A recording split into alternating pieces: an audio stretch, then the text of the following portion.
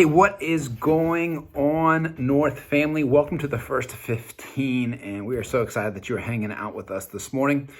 As always, we believe that the First 15 is the best way to start our day, and we're just thankful that you are taking a moment and sharing that with us. Today, we're going to be looking at a verse that comes out of John chapter 14. We're going to be looking at verse 21 from this chapter. It's coming off the tail end of the section where Jesus is talking about how he is the way, he is the truth, and he is the life. And so then rolling out of that, he says this statement. So I'm going to go ahead and read the verse to you, and then we're going to just break down this verse and pray through it. In John 14:21, he says, "The person who knows my commandments and keeps them, that's who loves me. And the person who loves me will be loved by my Father, and I will love him and make myself plain to him." So knowing that Jesus is the way, the truth, and the life, it's obvious that we should follow his commandments, but following his commandments does so much for us. And so I want to go to the first part of this verse, and we're going to take a look at it and then pray through it. It says that the person who knows my commandments and keeps them, that's who loves me. And so right now we're going to start off our time by just thinking about that, reflecting on our life and asking the questions, do I know what God wants for my life? I mean, am I actually studying the scriptures? Am I reading the truth, not just to read it because I'm supposed to read it? Am I reading it because I want to, because I know it is the way, it is the truth, it is the life, and it's going to guide me? Sometimes, I think that there's knowing truth and then there's knowing truth. And the difference is that if you go to church long enough, you can play the game, and you completely miss out on a relationship with Jesus. And what he's saying is that there is a path to knowing things, but then when you actually dig deeper and you have a relationship with Jesus, then you really know him, and that transforms your life. And he says that when we know them and we keep the commandments, then we do it because we love him. And so I just want to encourage you right now in this moment as we're getting started to hit that pause button and just reflect. And ask yourself the question, do I really know the truths of God? And why or why not when it comes to knowing those truths? And is that a reflection of my heart for him?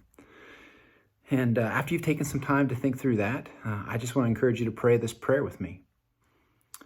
Jesus, I ask that in this moment, you would search my heart and reveal to me anything that is more important to me than you.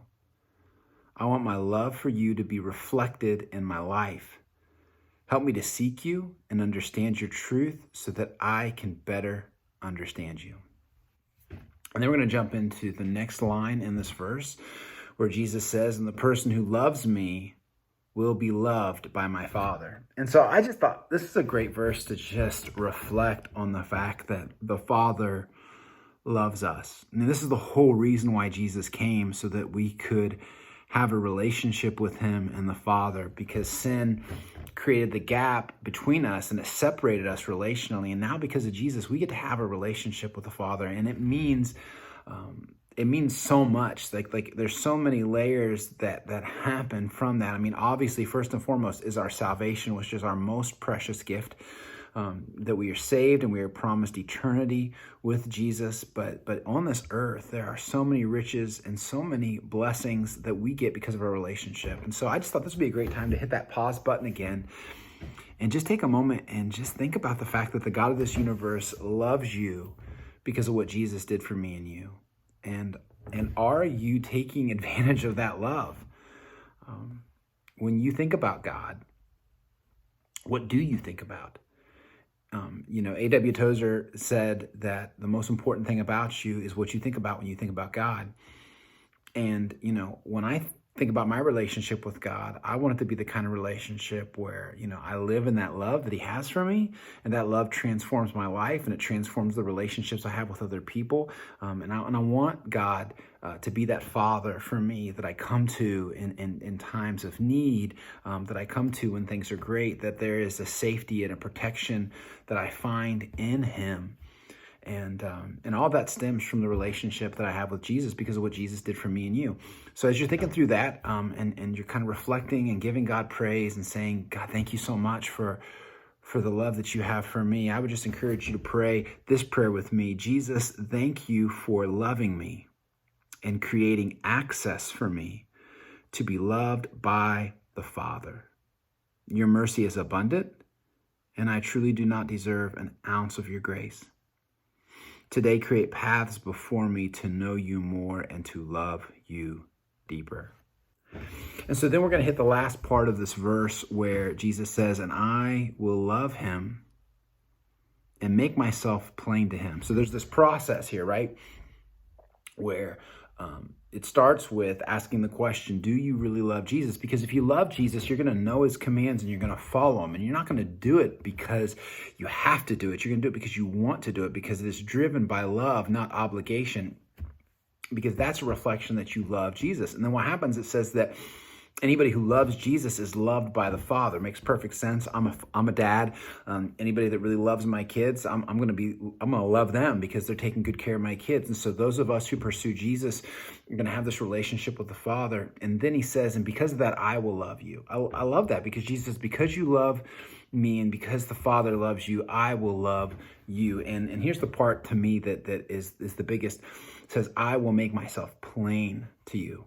That I will make myself known to you. I don't know about you, but in my life, my ability to be successful, my ability to get through the day, my ability to breathe and to live and to be the kind of person that is a reflection of Jesus is all based upon Jesus revealing himself to me. And I will never get over needing more and more of that in my life. And I need Jesus to reveal himself to me every day so that I can make the right decisions, so that I can react the right way, that I can plan the right way. I mean, it affects everything in my life and affects everything in your life. And so in this part right now, I just encourage you to hit that pause button again and just take a moment and reflect on that.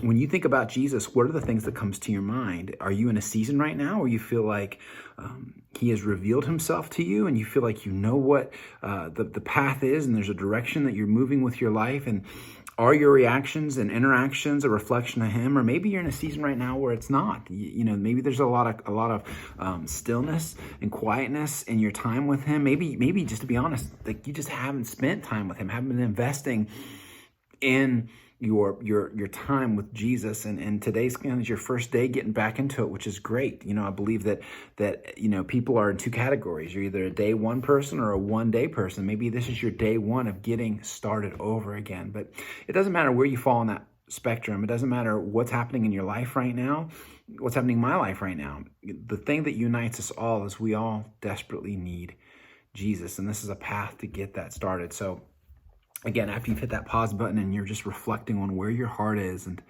just being honest about where you're at in your relationship with Jesus right now, I just encourage you to pray this prayer with me. Jesus, I want nothing more than to know you and experience the fullness of your love. I ask that right now you would wrap your arms around my heart and show me who you are. Help me to not only know you, but to be like you in all my interactions today. And so that's my hope for you, that these words that Jesus spoke after declaring that he is the way, the truth, and the life, that he would be the way, the truth, and the life for you today. And here's what we believe. We believe that if you put Jesus first, it's going to work out. I really believe that. I believe it's always going to work out when Jesus is first. It may not work out the way I want it. It may not work out the way that you want it, but it's going to work out the way that Jesus wants it to. And in the end, that's what we need. We just need Jesus to reveal himself to us, and Jesus does it through the ups and the downs. But when we seek him, Scripture says that we will find him. So I just want to say thank you again so much for hanging out with us for the first 15. It means so much that you take the time to do this and that you be praying, not just for yourself and for your family, but that you be praying for our church and our city and our nation, because your prayers matter. And prayer is the most important thing we can do in every situation. And to be able to start the day off in prayer with you is truly a blessing. Church, we love you. And we are fighting this fight together, and we are encouraging you and cheering you on along the way. And we believe that if God's in the room, we're going to be okay. And so we just hope that you guys have a great day, and we will see you next time.